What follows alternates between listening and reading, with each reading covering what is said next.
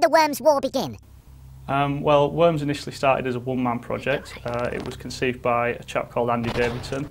It was a game that he wrote as a multiplayer title, something that he and his friends could enjoy. He actually wrote it while he was still doing his maths A-level at school. I think it was a bit of an ambition or a dream for Andy that one day the game might get published, so he took it to a trade show in the UK. Team 17 stumbled upon it and signed both Andy and the game up.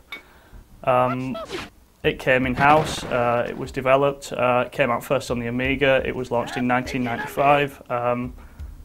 The game came out at a time when 3D graphics were popular. You had consoles like the PlayStation coming into prominence, so from some quarters it initially received a little bit of short shrift because it had a simple appearance, but it was difficult to argue with the addictive quality of the game, and it went on to become a commercial and critical success.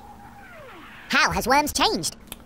Well, over the years there's been quite a few iterations of Worms. The most dramatic change probably came in the mid-2000s. The game made a couple of appearances in 3D.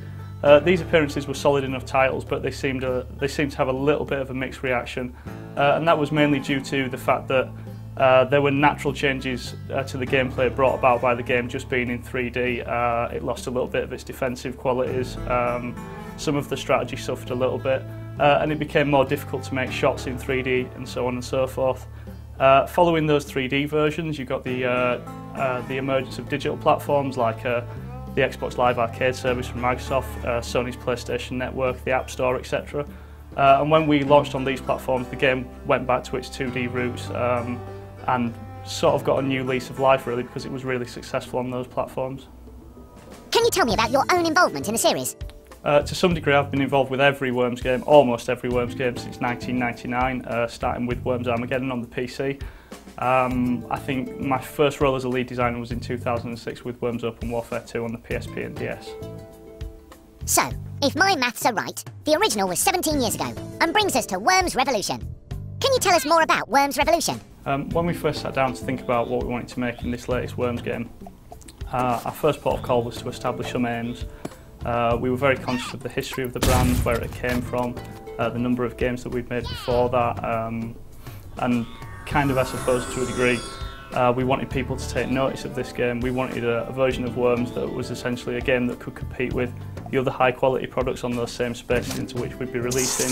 We didn't want to make just another Worms game.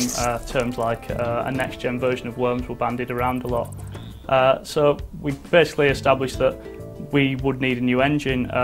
We wanted the 2D gameplay that the series is known for, and we needed some new features that would evolve the brand in meaningful ways. And the result was really a completely new engine. We didn't want to use the 2D engine that we'd used in the past because we felt that that might limit what we were able to do. And we were also worried that it also might end up looking similar to those previous games, which wasn't what we wanted, basically. And how does Worms Revolution fit into the series? Well, creating the game from the ground up, one of the things that we need to consider is that none of the things from the old games are ported across, none of that stuff comes across for free. While we're trying to make something contemporary, at the same time it needs to be recognisable, it needs to feel it, it needs to play like Worms. That's very important to us. We have staff members working on getting the balancing right. They've worked on numerous Worms games such as Worms Armageddon in the late 90s. With the new engine we've got gorgeous high definition graphics. We get a 3D landscape that, thanks to some very clever tech, deforms to the same resolution as the 2D games. The game loses none of its defensive strategy with the landscape being in 3D. If anything, we've got a host of new features such as different types of worm, physics objects, dynamic water. These increase the game strategy. You get situations in multiplayer games that just flat out can't happen, don't happen in the previous games.